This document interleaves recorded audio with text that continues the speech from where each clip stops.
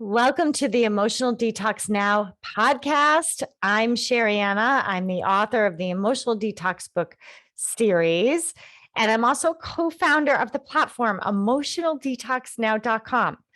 That's a place that you can go to get the how. A lot of people tell you, feel your feelings, but we actually tell you how to feel your feelings. And we guide you on how to go through a process I created called Cleanse. And I do live cleanses with people on that platform. Now, today's a very special day for me. I'm interviewing someone that I have admired for a very long time. And I have to tell you that it took me 2 years to get this guest on this show. I kept asking and I kept asking. And her name is Dr. Jill Bolte Taylor, and she's a neuroanatomist. You're going to learn more about her in a moment, but this is a very special day. If you want to know about the brain, if you want to know about emotions, if you want to know about transforming inside out, you've got to listen in. You're going to love the show today. And I'm so excited to introduce to you Miss Jill Bolte Taylor. Welcome to Emotional Detox Now. I'm Sherianna. I'm your host. I'm also the author of the Emotional Detox book series. And my mission is to get this world feeling again. I have a special guest here today. I'm joined here by the one and only Dr. Jill Bolte Taylor.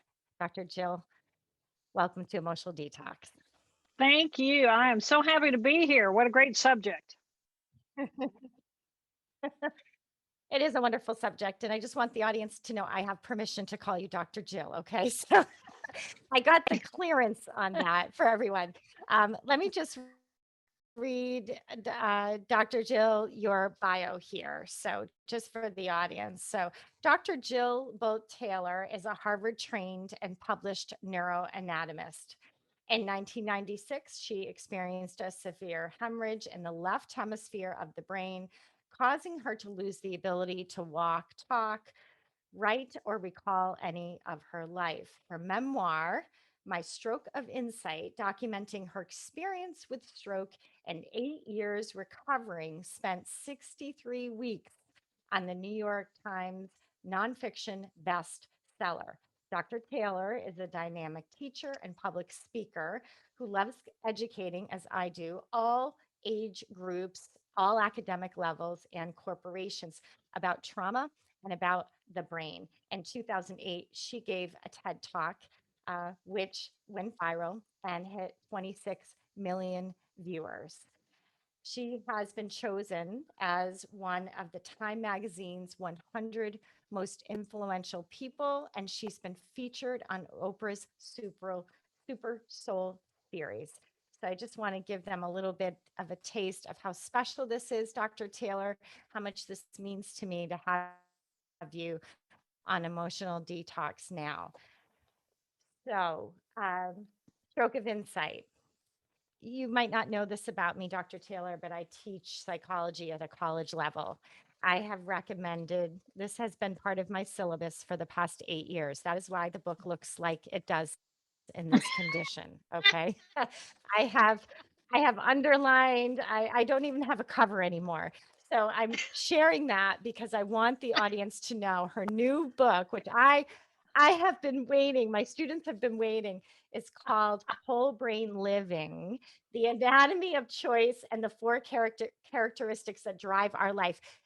Get the hard copy, okay, people? Get the hard copy because it's one of those books that you don't want to end up like this, okay? All right, so that's my plug there. I'm so excited to dive in. And I was just asking you before we hopped on here, 13 years since Stroke of Insight, when big? Yeah. Yeah, no, it's been it's been a lot. I never had any intention of writing a book to begin with. The only reason I wrote My Stroke of Insight was because so many people called me on the telephone and I'm friendly, so I would talk to them about their loved one's stroke. And my mother said to me, Jill, you have no life. You're on the phone 8, 10 hours a day. You need to write it down and give it to people. And it was like, Don't make me write. Don't make me sit down and write. Because, I'd lost language. I mean, it's like, it's one thing to talk, it's another thing to write. So, Right. so I finally got that written out and then out into the world, and then I gave the TED talk, and then people realized I had a book, and then the book was published by Penguin, and then it went big into the world. And then I gave that TED talk, and at the end I said, we have the power to choose moment by moment who and how we want to be in the world. And I had over 300,000 people write me and say, well, how do I do that without having a stroke? And I didn't have an answer. So it took all this time for me to figure it out. And then once I figured it out, then I had to sit down and write the book. So then I sat down and wrote the book, and now it's out in the world, and I could not be happier.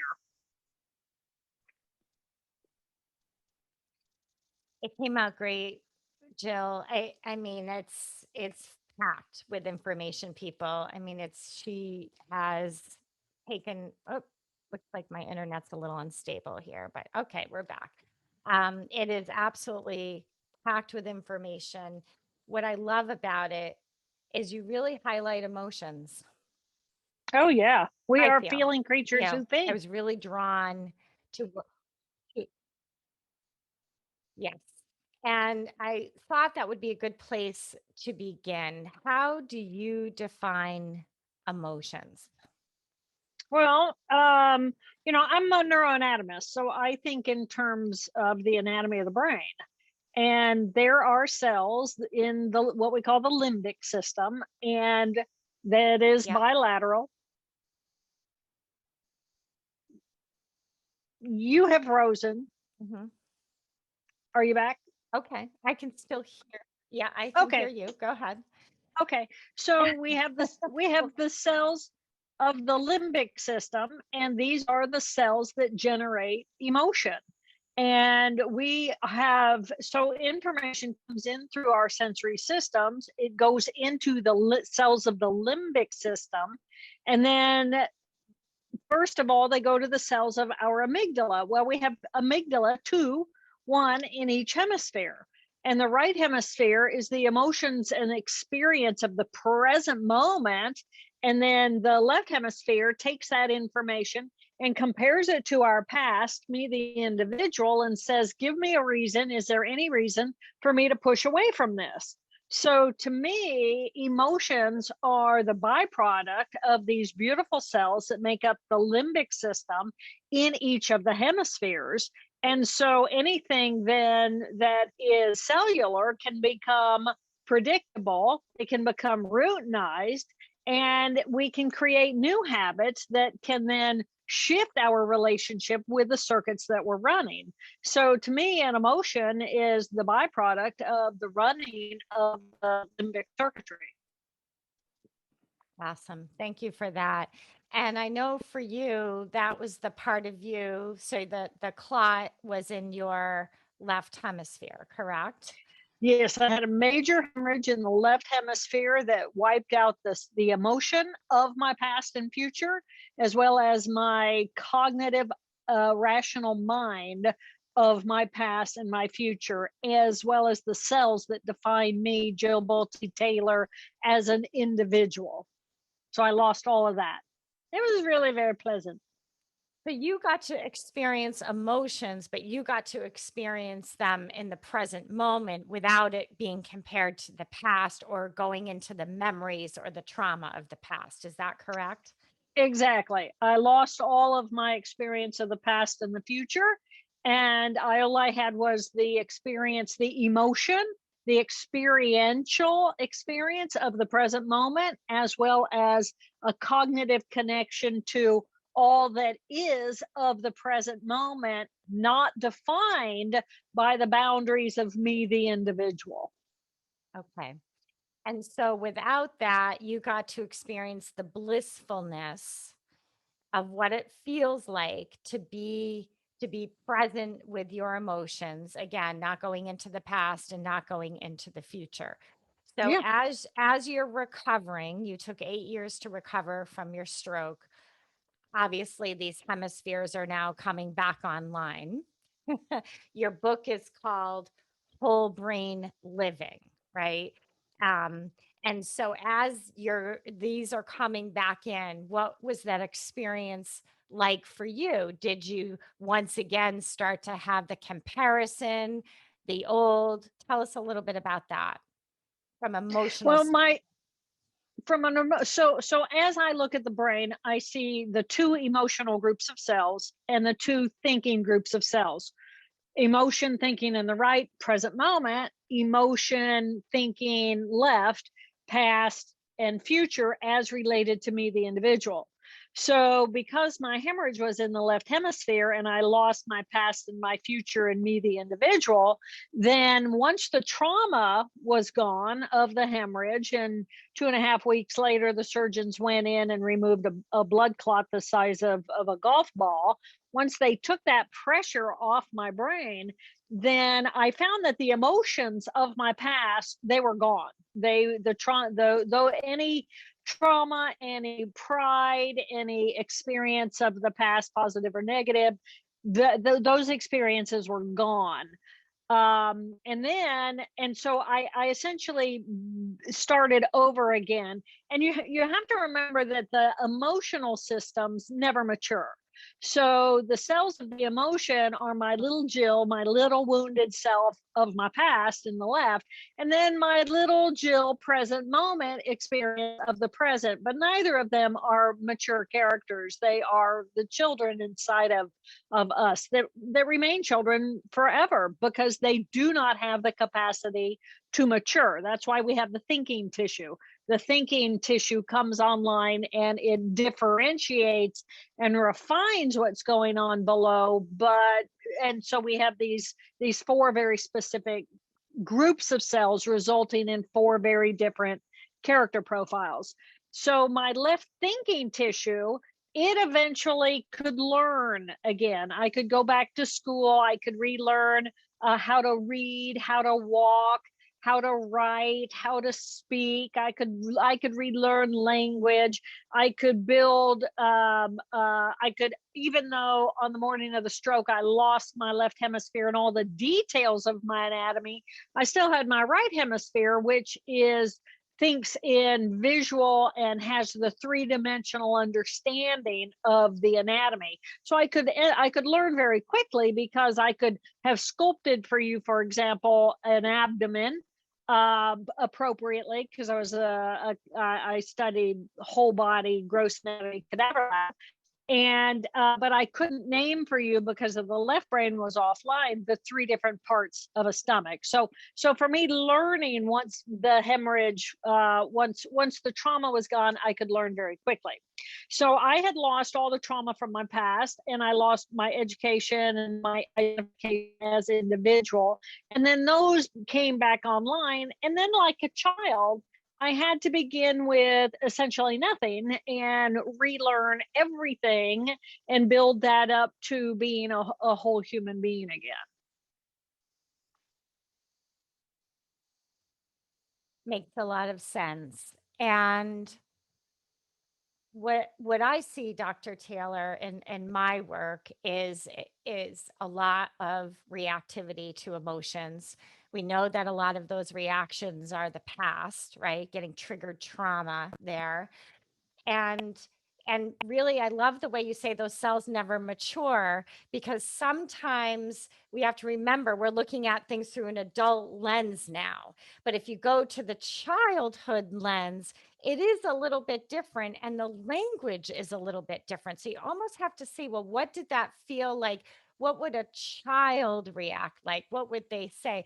And sometimes when you go to that place, that's where you can really uncover um, and release from. Because I think we go in with our adult brain. It sounds like you were able to go between the two and understand. And I know you talk about characters in your book, which was really brilliant. I was trying to think to myself, how the heck is she going to pull this off?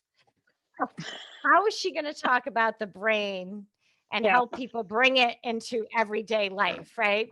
right, right. And you did it, Dr. Jill. And I know that I can't imagine how difficult as a writer myself to pull that off, to teach that to others, because you had quite an experience and now you're trying to give us what you learned and how to have that whole brain living. But again, I love the way you said those cells don't mature. So there it really is like a littler part of us that we have to learn how to work with. Do you want to speak anything else about that before we? Yeah, I think that as we look at trauma from our past, these are cells. These are cells that are working and communicating in circuitry. And the thing about cells is that, first of all, the more often you run a circuit, then the stronger that circuit becomes, and then it begins to run on automatic. The other thing is that the more experiential an Mhm. experience is, the more powerful that circuit becomes. And then that circuit is available for us to revisit and rerun. So, trauma, when we experience trauma in the present moment. Whatever it was that happened to us when we were young, whatever that trauma is, the trauma is ingrained in the circuitry of our brain, but it's not fixated because neurons have neuroplasticity. Neuroplasticity is the ability of the brain cells to rearrange which other cells they're communicating with, so we can actually heal our trauma. Can we make it go away? No, it was reality of a time. But Yeah. we can bring our mind into the present moment, recognize that this happened to us. This was a horrible thing. The reason why it is so powerful inside of our brain was because it was so emotionally powerful that that circuit got fixated. And then if the trauma is repeated and repeated and repeated, then it gets stronger and stronger and stronger on top of it.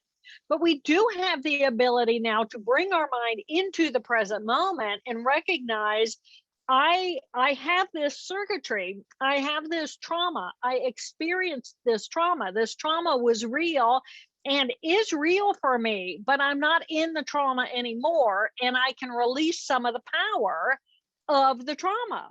I don't have to constantly rerun that trauma. And part of that is recognizing I do have the power now to bring my mind into the present moment, even if I have post traumatic stress disorder and I'm experiencing a complete repeat of the morning of the stroke, which has happened to me twice. But I still have the ability to bring my mind to the present moment and recognize I am not having a stroke, 99.9% sure. I am running the old circuitry of the morning of the stroke, which was extremely traumatic to my brain.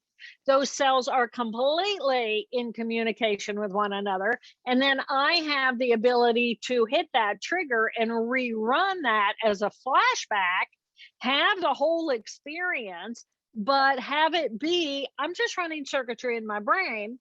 I'm not experiencing the reality of right here, right now. We can train ourselves then to look at what's going on differently. And we just have so much more power over what's going on inside of our brain and how we look at it in comparison to what we've been taught.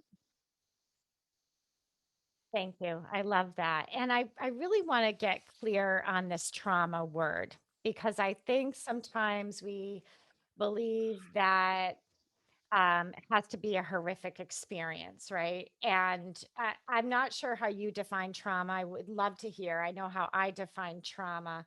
But when I think about you say trauma is experienced in the present moment, and it is an experience. So let me have you answer that question first, then I'll go to my second half of that question.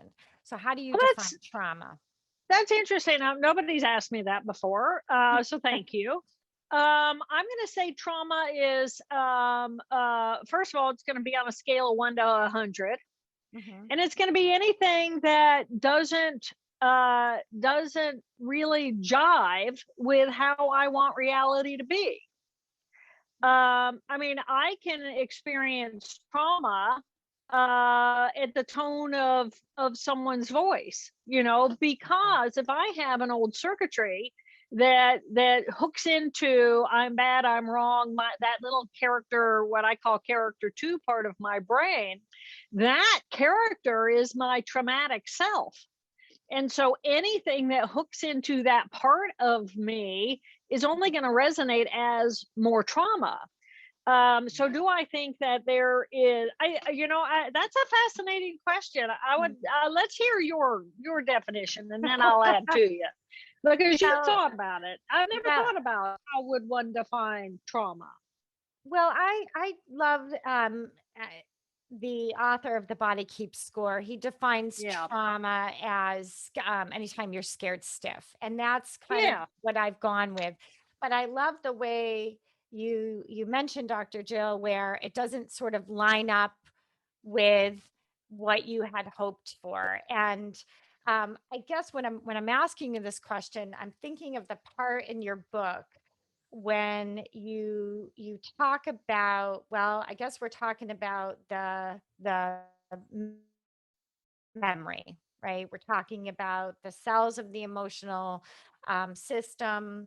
The amygdala influences our ability to form memory, and we no longer, oh, this was it, Dr. Joe. The cells of our emotional system have the ability to increase our heart rate when we are nervous or afraid. This is under a section in her book, by the way, everyone, that's entitled Anxiety and Fear. Um, the brain and the amygdala influences our ability to form memory. And when we no longer capable, and when this happens, we are no longer capable, this is what I highlighted, of learning and memorizing new information. This was music to my ears, okay? Because I can't tell you how many people I work with who have trauma with just being called on in school when they weren't expected to be called on, or they were called on in a way where it was a tactic as a way to manage behavior or to get someone to pay attention. And I can't tell you how many times I've heard that from people that they would freeze, right? And I think of my own children. I have 3 daughters. All 3 of them talk about how difficult that is, especially in middle school. We're talking development, and you're called on, and you might not know the answer, and you're at the developmental time in your life where you feel like everything's magnified. Everyone notices every freckle on your face, and that sticks with them, Dr. Jill. It Yeah. sticks with them. And it seems like nothing until you start to unpeel the layers of what is preventing you from feeling. What is Right. preventing you from allowing yourself to have an experience with your emotions? So you talk Yeah. about that in your book. Can you just Yes. spend a little time with that? Because I can't, I just love that. Go ahead. Yeah, sure. I mean, and the examples that you gave are fantastic. The one I automatically to go to is there is nothing worse for me than sitting in a circle knowing we're going person by person by person by person, and it's like, you're 13 down, and you're gonna die by the time it gets to you. What am I gonna say? What am I thinking? What am I feeling? Da, da, da, da. The heart's racing, you can't think about it. Can't access anything that's gonna sound remotely coherent. Anxiety is debilitating, and anxiety, so information streams in from the external world, and it's benign. I'm sitting Mm, here, you're sitting where you are. There's, whatever happens, we're going to manage it. But so it does it the data is just raw data. There's no affect attached to it, no emotion. And so then it comes in and it goes into these 2 amygdala: alarm, alarm, alert, alert. Give me a reason in the present moment to have an alarm, alarm, alert, alert. Well, I live on a lake on a boat, and I have wasps that just kind of like hang out, and there's one right there, and I'm just keeping kind of an eye on it. And does it alarm me? If it gets too close to me, you're going to see me like go chase it or swat at it or something. And I could have anxiety if I had an allergic response to that kind of a bite. But it's benign, so I'm okay. Present moment. Past experience might be, oh my Yeah. gosh, 3 years ago I had one of those sting me and I had to have an epi shoot and da da da da. And so my alarm goes into the past and it says I'm not safe. And so my heart's palpating, I'm breathing fast, I'm just nervous, I'm anxious, I gotta talk to you. Oh my God, I'm in, overload. Well, as soon as the amygdala go alarm, alarm, alert, alert, I don't feel safe, then it is all about I got to save myself in the present moment. All that information that I have packed into my higher cortex, I cannot access it. So as soon as a kid goes into test anxiety, it doesn't matter how much they've packed into their head. If they're in test anxiety, they can't get past the emotional system in order to get out of the amygdala into the hippocampi, which are sitting right next door, which is what we've used in order to put our short term and long term memory into position.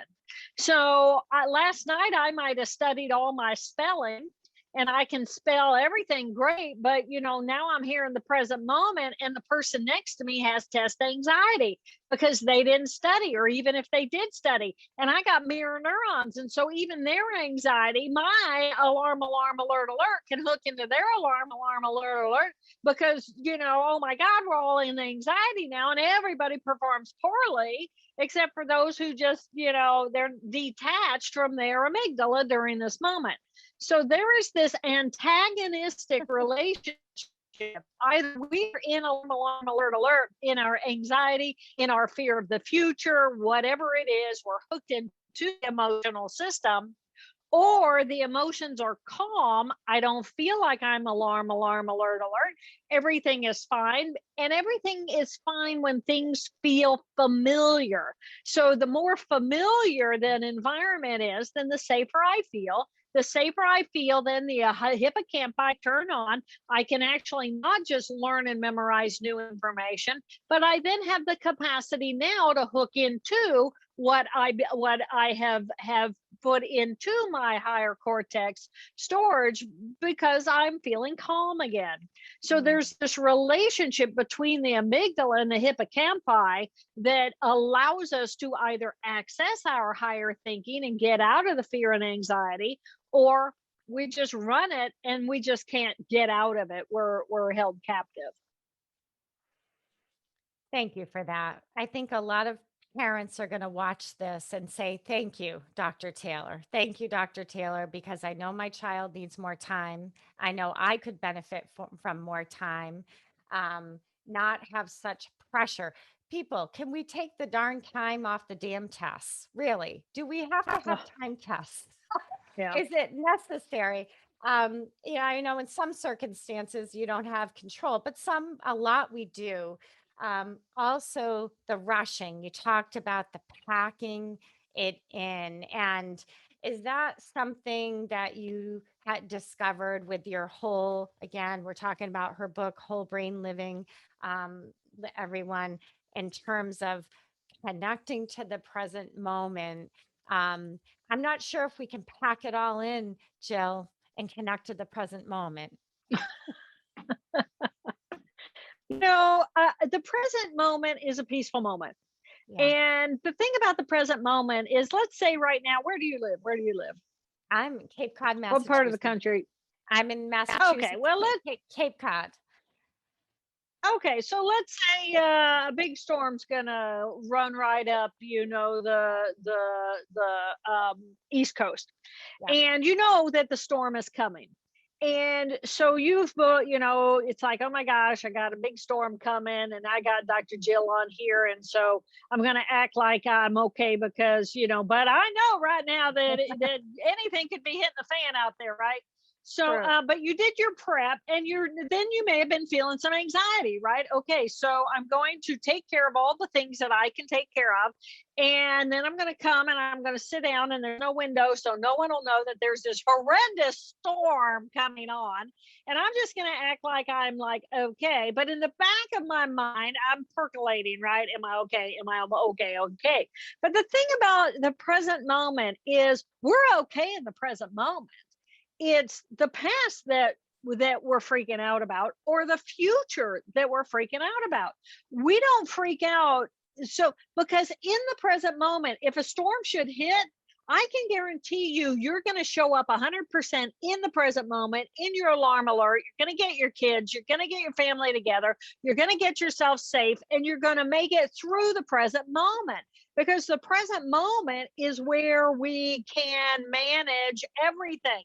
I Love it. can't fix anything that happened in the past, and I can't fix anything about the future. I can prepare for it, but I can't guarantee it without anxiety. So that's why we have this anxiety and fear about the past and about the future. So we're freaking out about some time other than right here, right now. So if I go in and I'm going to take a test, then it's like, well, Dr. Jill, I'm taking the test in the present moment, and I'm freaking out about the present moment. Well, but why are you freaking out? And you're allowed to ask yourself, why am I freaking out? What am I saying to myself?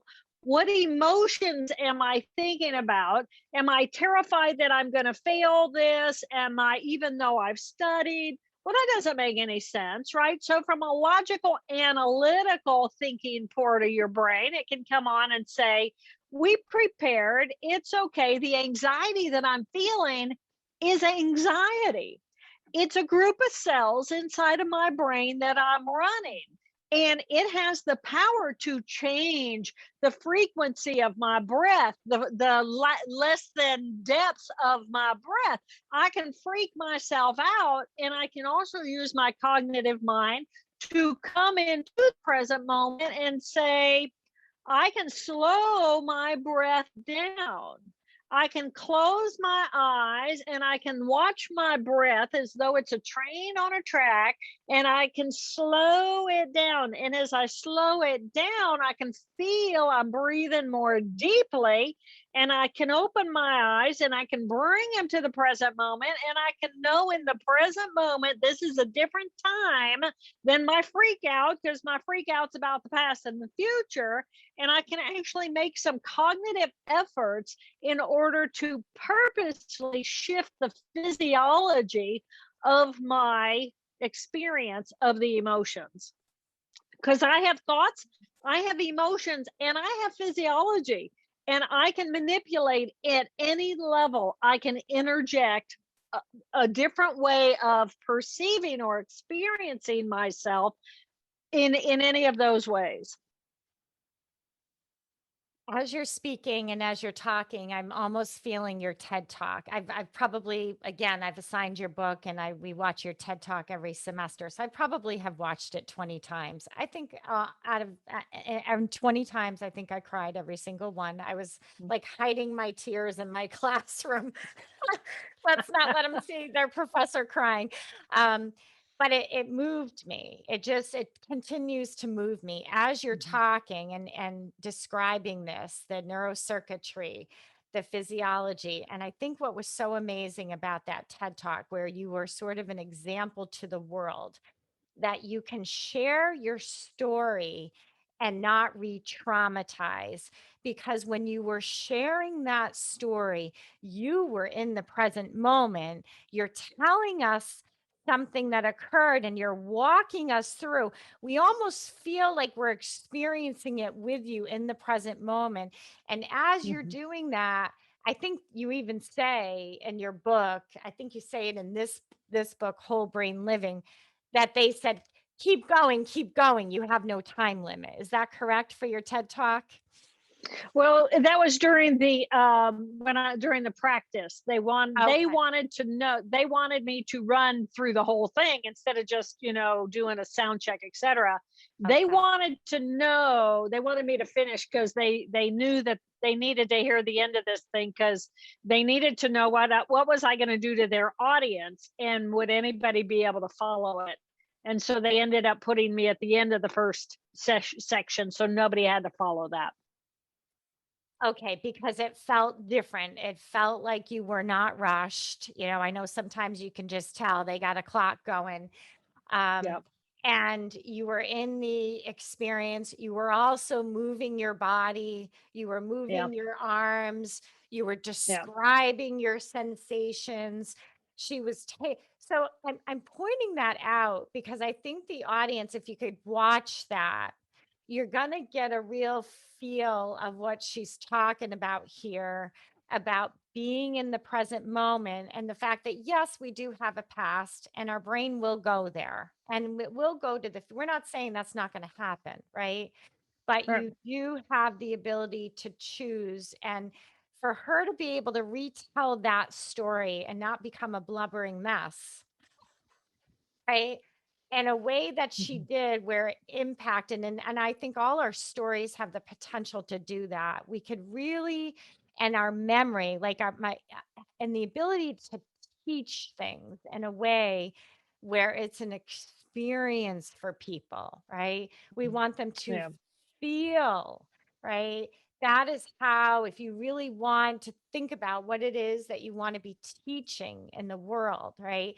And this rushing mentality can really squash that. So I just wanted to make that connection, Dr. Jill. Mhm. I think it's a beautiful example. Um, I did want to ask you, in this book, again, everyone, Whole Brain Living, The Anatomy of Choice, she talks about the 4 characteristics. Oh, by the way, everyone, what I love about this book is you have reflection questions. Mhm. So you teach about the characters of the brain. Then she gives you a chance, which is an experience, right? Right. She's practicing what she preaches, and she's having you reflect and write down. That's an experience, so Mhm. that you can really understand this on a deeper level and put it into your memory. So you can begin Yep. to have a whole brain life. So I just want people to know that that is the layout um, of of this book. And so you get a little personal in this one. I know Stroke of Insight obviously is very personal. Um, you talk about um, living addiction. You talk about addiction in this book. I do. Um, I think so many people are struggling right now, Dr. Jill, and addiction is of great concern. Mhm. What did you learn about that piece for people? So, addiction, when we look at the brain and we have these 4 different groups of cells, we have the left thinking, which I call character 1, and that's the character that is organized and structured and likes to control, and it's punctual, and it's the boss, and it wants you to put the stapler back where the stapler belongs, right? We all know that part.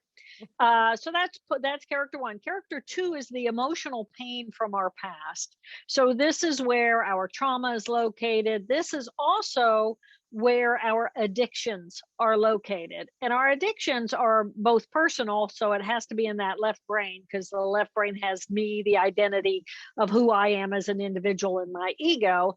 And there's actually a group of cells in the insular cortex, a part of the brain of that character 2, that is our craving. And we tend to not be addicted to things that we don't have intense craving for.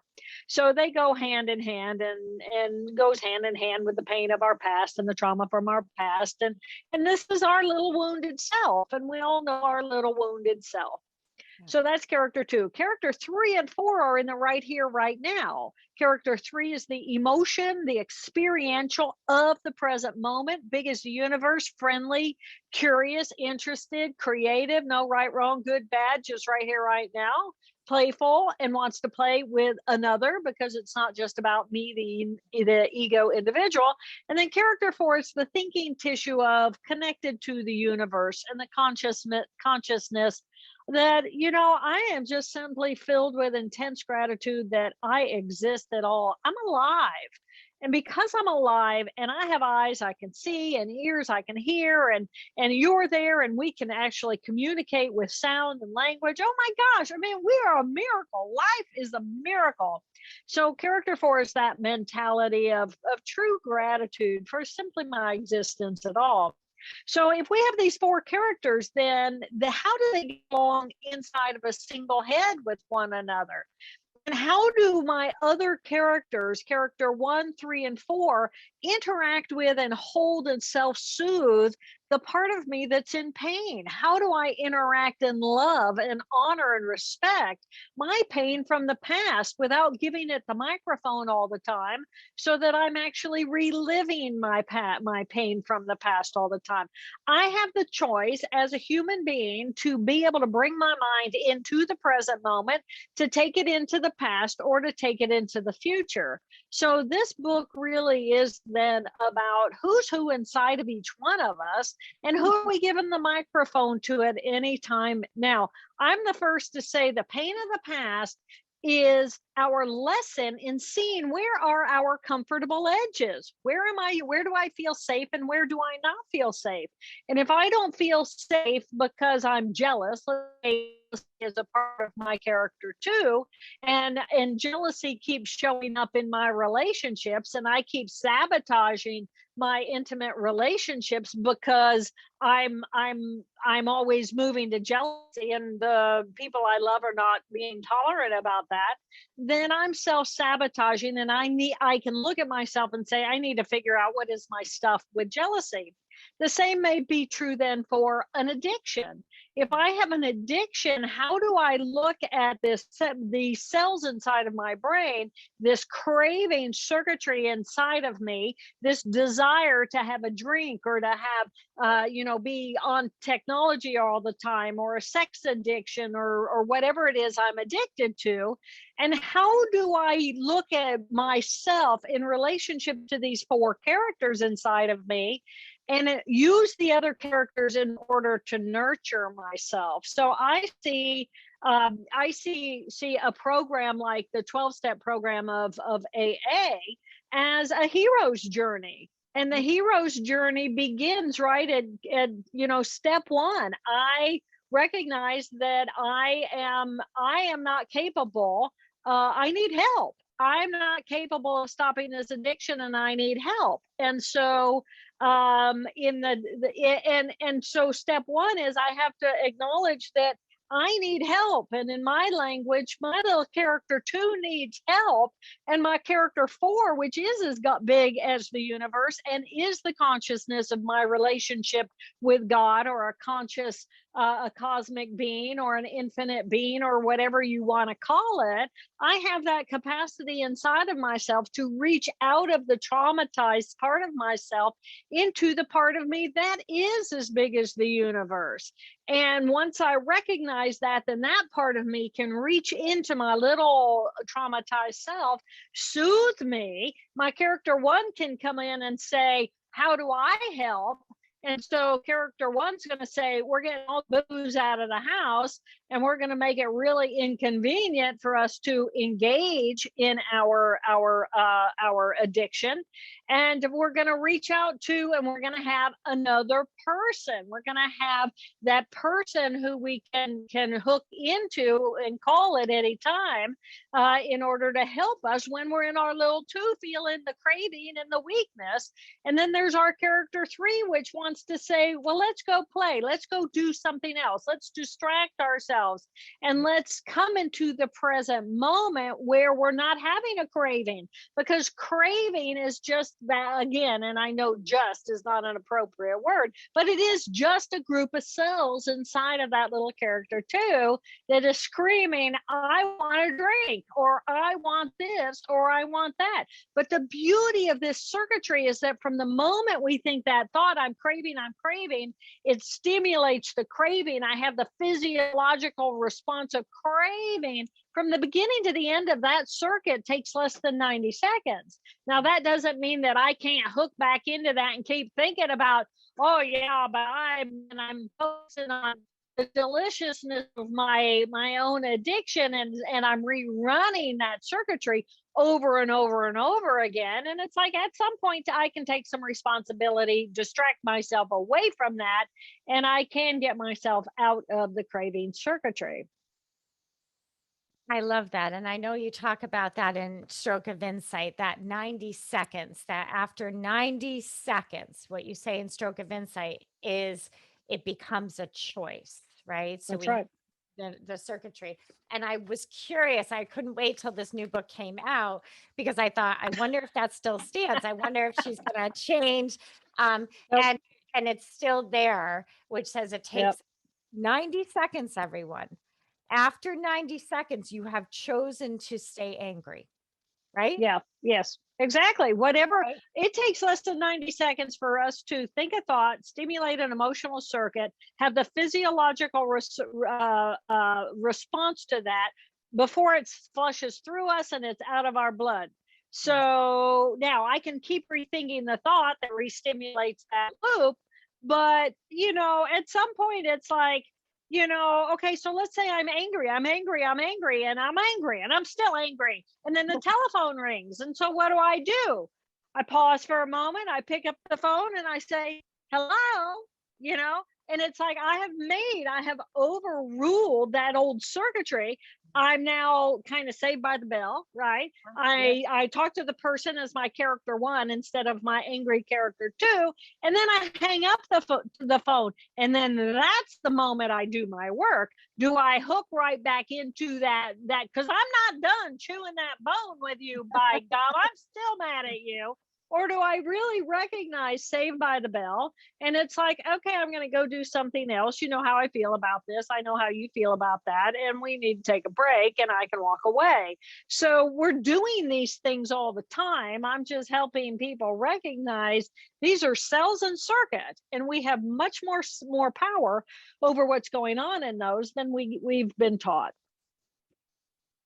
I think about the amount of information that's coming at us on a day-to-day basis, whether it's, social media, the television, and all of this. You talk about this input from coming at us and triggering us and triggering our neurocircuitry without us even realize that it's happened. And we go home and we get upset with our spouse and we say, I don't even want to be with you anymore. Our partner, I don't even like you anymore. And the reality is you were just triggered about something else in your past, has nothing to do with the person in front of you.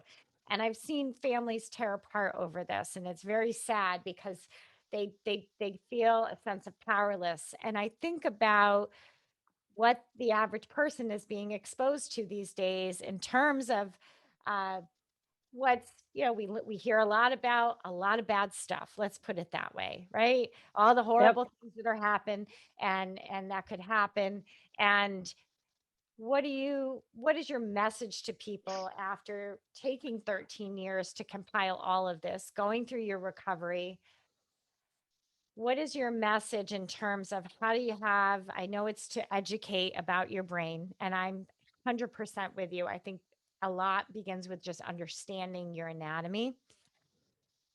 You hear it from Dr. Jill, right? 90 seconds, um, neuroplasticity. Um, what is your other message to the world in terms of how to handle all of this incoming? It feels assaultive sometimes. Yeah. Um, and Yeah. what do you suggest? I say I'm going to go right back to the quote in my Stroke of Insight, the one that Oprah loves so much. Take responsibility for the energy you bring into a space. Mhm. And part of that is taking responsibility for the energy you let into yourself. Be aware, be conscious. We are absolutely in constant assault the busyness of what's going on around us, and just trying to navigate. If you live in a city, just trying to navigate your way from, one place to another is an enormous sensory assault. Smells in the sewer, the sounds, the squealing of the subway, the screaming of people, the horns, the noise, just the elevated level of incoming assault of stimulation. And our brain, I mean, this is you have to remember, over biology of the evolution of time, the brain didn't come in knowing it was going to have this level of assault, because we didn't have cities like we have cities. We didn't have lives like we have lives. 200 years ago, the country was pretty normal. It was the normal thing. Several hundred years ago, we didn't even read. If we were going to be educated, it was the priest who read to us. I mean, our brain has been on this fast track of learn new skill set, do new things, and that's not even counting technology and what technology has brought in. And we're just like, we're dancing out here in some level of higher cognition that we never anticipated, had no idea, and we were really not designed for. So we're trying to design. The thing about a living being is the design tries to keep up with the experience in order to keep creating more order. Well, we're in chaos, and we live in chaos, we exist in chaos. Now everybody's in electromagnetic radiation chaos. I mean, we're in chaos. So just being aware of that I was not made for this level of overload, and we're all in overload. And it's like, okay, so how do I take responsibility for not just the energy that I bring into a space, but how do I take responsibility for the energy I let into me?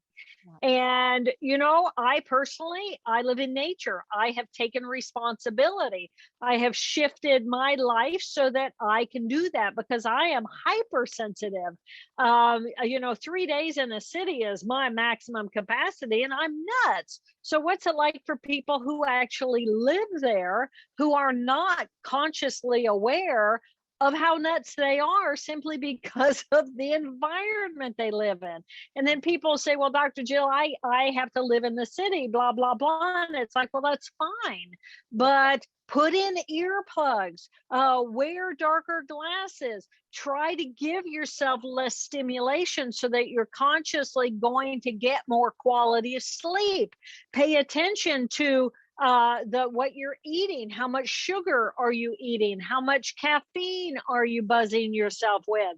How much exercise are you actually giving your body? What responsibility are you taking for self-nurturing and what you are as a living being? And we're all over the map on that, but paying attention, becoming aware, and making a decision about who do I want to be, and what am I willing? When I experienced the stroke, it wasn't all about what did I lose. I lost my individuality. I lost my language. I lost my ability to communicate. I lost so much. Fell off the Harvard ladder. But what did I gain?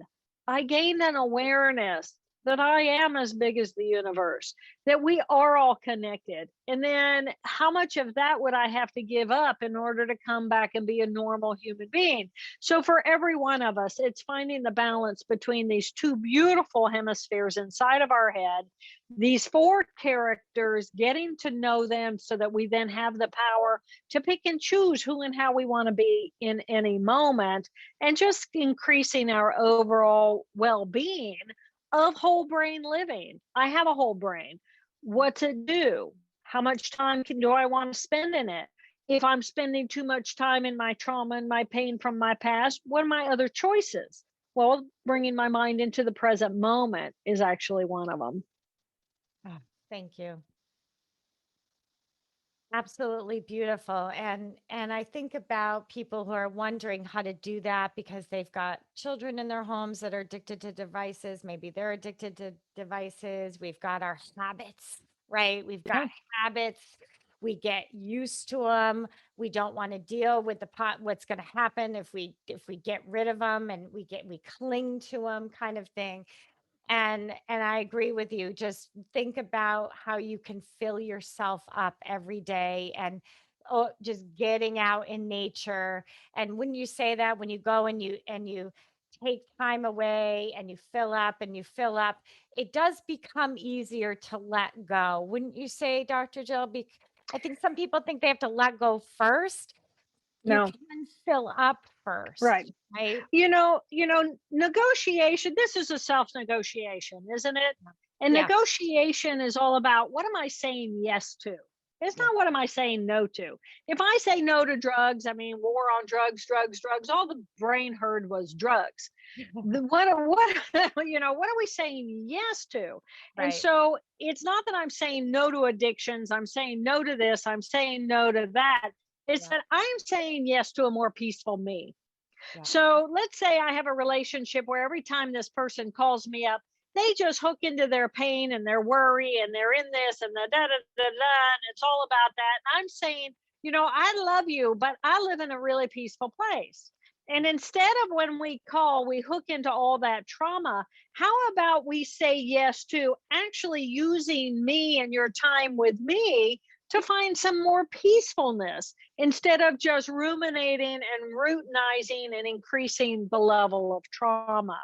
And Mm. I say that to my friends and my people. They all know, if they're going to call Jill, I would like for them to meet me where I am. Sure, I want to know where your pain is, and I want to be able to hold that, and I want to be able to support that in you. But I also want to help you strengthen the best, stronger part of yourself.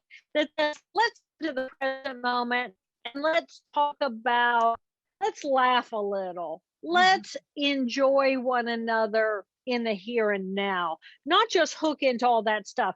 And so then you're absolutely right, it strengthens that circuitry of spending more time in the present moment.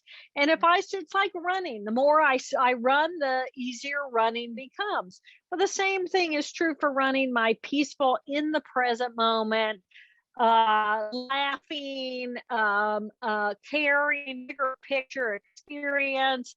And it's like, oh, and then I start hanging out with people who actually do those things more than the people who are just always hooking me into my cravings or my addictions or my old trauma, or they're always worried about the future, or they're always in the pain about the past. And we all make decisions. We are all making decisions moment by moment. So you don't just take the big leap, but you pay attention and you become more aware. Well, every time I talk to Sherianna, she's playful and she's happy. Well, I want to pick the phone up and call her more often, right? Because she's playful and happy, and I want to be playful and happy. I also know who I can call to, who's going to hook me into the worry, or who I'm going to call who's going to be really too busy for me, because they're going to sign me up onto yet another committee because they're busy doing the do character one stuff. And I know who to call, who's going to want to take me on a walk in nature, or just be open and loving and be in the big picture, peaceful nature. We can learn not just about who are these four characters in ourselves, but who are the four characters in those I hang out with. And then what choices am I now making, and how I want to hang out with them. And I take responsibility for not just the energy I bring, but for the energy I allow in. I love that. And when we listen to others, I'm thinking as you're talking, when we listen to them complain or go on their thing, we're just actually a part of them rehearsing that neurocircuitry. Again, Right? We're again, all- again. How many times did they say that today? Yeah. Oh my gosh, I had a trauma. I had to call 5 people and tell them all about it. And that's what I love about emotions. I love about emotions because when we're really feeling and we're connecting to the present moment, and like what you said, we're not rerunning the past, we're making that choice. It does interrupt. You can't rant and complain and truly feel at the same time. um, Dr. Well, you Jill, sure can't feel good. I mean, you can feel that anxiety of course, yes. and that pain, but you're just rerunning your own trauma. Yeah. And some of us are very addicted to running our own trauma. Yeah. Yes. Absolutely.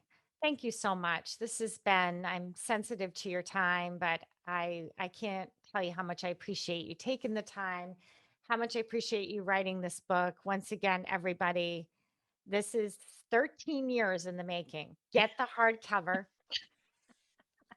It's worth it, right? Um, I had no idea there were people waiting for the next book. I've been waiting. We've been waiting. Thank you. Thank you. Thank you so much. And you're at tell them your website. drjilltaylor.com. And I'm doing a webinar. Do you know when we're going to air? It could be a couple weeks. When's your I'm webinar? I'm doing a webinar August 24 through 26. All right. Thank you, Dr. Jill.